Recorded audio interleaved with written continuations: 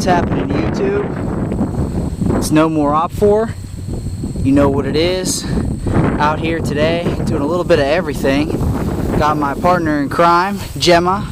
She's a 1-year-old border collie pup. She just had her first birthday. Out here getting her used to just being out in the woods, listening to commands. Border collies, obviously one of the smartest breed of dogs, arguably the smartest breed, and she's proven it today. She listens very well. This is only the second time she's ever been out on a piece of land like this. Right now I'm on about a 4,000 acre piece of property. You can hunt here.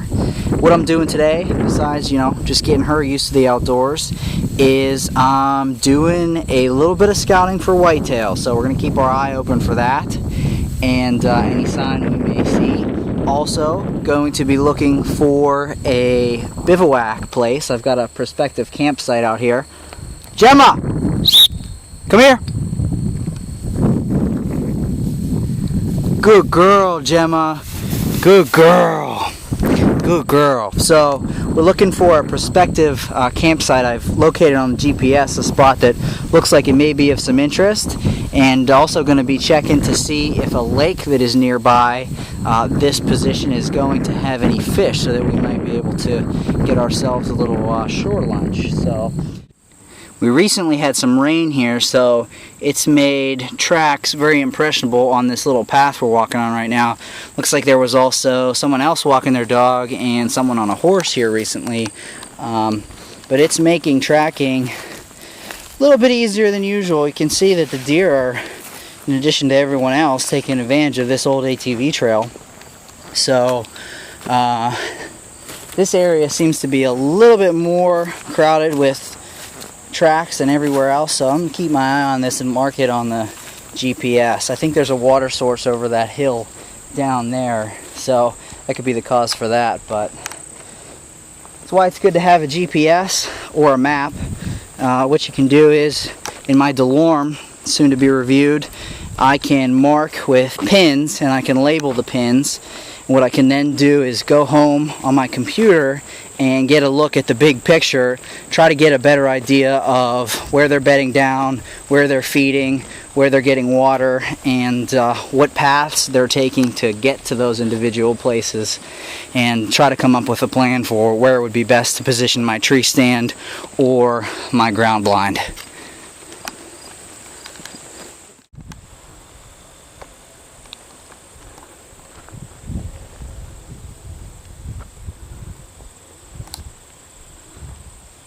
This little crunch point right here. Gemma, come! Come! This little crunch point right here is like murderer's row, basically. Turkeys roost up in those trees. Last fall I was here and there were footprints all up and down this this old ATV trail. The deer get their water from on the other side of this hill. They come over here, and I think they go and eat over on this opposite field up here. So, I mean, you set up a ground blind here in the fall, you're going home with something. You're not leaving empty-handed if you come here. This is definitely going to be a place that Bone Hunter and I are going to set up shop in a little bit later in the season. So this is one of the lakes that I was hoping would have fish in it. I'm not sure if you can see as deep as I can. I have polarized glasses on. But I guess bluegills aren't very health conscious because they seem to love white bread. I guess they didn't see the episode on 60 Minutes where white bread's bad for you. But they don't seem to like whole grain bread. I don't know, just my experience. But anyway, I can see a couple in here, and that's all I was hoping for, because if I see some, that means there are definitely a lot more, and definitely edible in this kind of lake. So, if we could catch 5 or 6 of these, in addition to whatever kind of food we bring, it'd be a nice meal. So, don't jump in there, Jem, or you're going to be upset. Last time she jumped in, not realizing what it was the first time she'd ever been in a lake before, and she kind of freaked out. But next year when she's a little bit bigger, oh, there's a nice one. Yeah, you can definitely see that. Anyway, next year when she's a little bit bigger, we're definitely going to take her out here and do a little dock diving. Now they're starting to come. I don't know how good you can see this again, but there's fish in here, definitely big enough to eat. And that makes me really excited. I'm pumped now because we have a spot to fish. Now we just got to go check up here for our spot to camp. Our trip up through here is going to be a little bit harder now though. The trail ends. We're about 2 miles deep. She's a little tired. I just gave her some water. That's why we're stopping here though. I just wanted to check out the fish, but it's looking good. Definitely. As you can see here, it's starting to get a little more thick. Been walking for a little while here. Let me see if I can show you the lorm. And it's kind of glary. Gemma, stay. So I've got a little more than 1/10 of a mile, 0.15 to the next position. So let's keep marching along. Finally got a break. Finally got a break from the thick stuff. I'm not the only one that's happy. She's like, get the hell out of there. Thank God I brought the R-Tac along. Saves lives. It's not a machete, but on brush it certainly helps. It's better than using your arms, that's for damn sure. So as we continue on,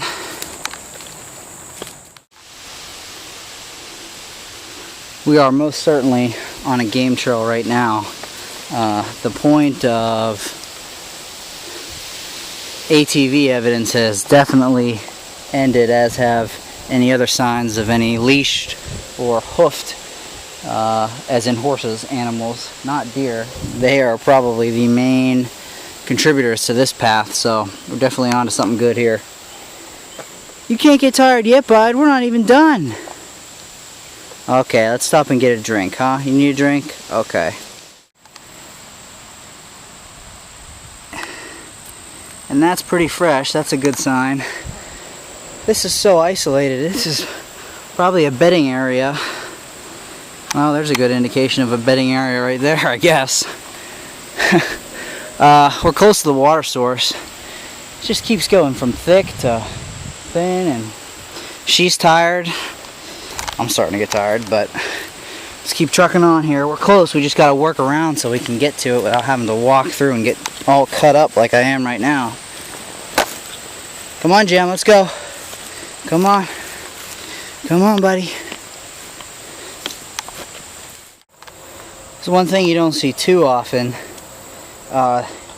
in Pennsylvania because of the soil type is big anthills like this, but I don't know how close you can see it, but there are a shit ton of ants on here. I would hate to disturb this nest, but it would be kind of fun to see what they did.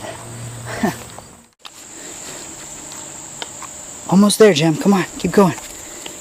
Keep going. Come on. Come on. Holy shit, we made it.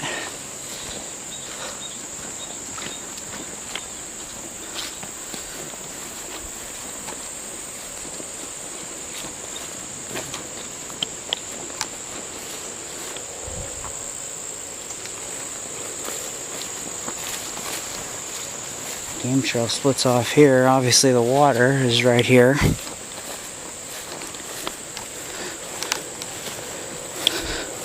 Now the question is, where can we find a good spot to fish it? And I may have just answered my own question.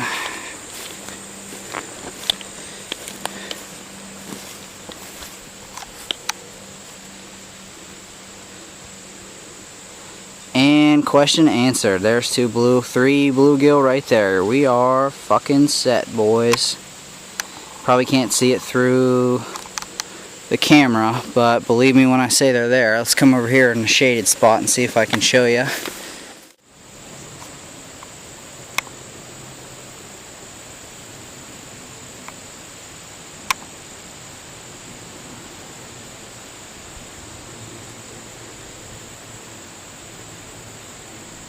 Again, Don't know how well you can see, but there are some nice sized fish in there. What you doing there, huh?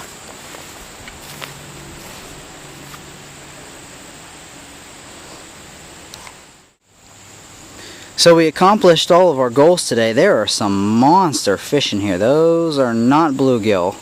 I can't really tell because it's so dark, but I don't know. If we can land one of those, we're going to have some good eating. I'll tell you that much. Other than that, looks like a lot of dead dry wood up there. That's my specialty. Definitely be able to sustain a fire, that's for sure. Looks like it levels out over there a little bit. It may not be a bad spot to camp. Real close to the water. Obviously a large supply of dead wood. So I think we found just about all we're looking for, guys. We're gonna hang out here for a little bit. My little partner in crime is tired and I gotta brush her off too. But it's been real. It's no more off for. Stay tuned. More hunting videos, bivouac camping videos coming up, guys. I'm out.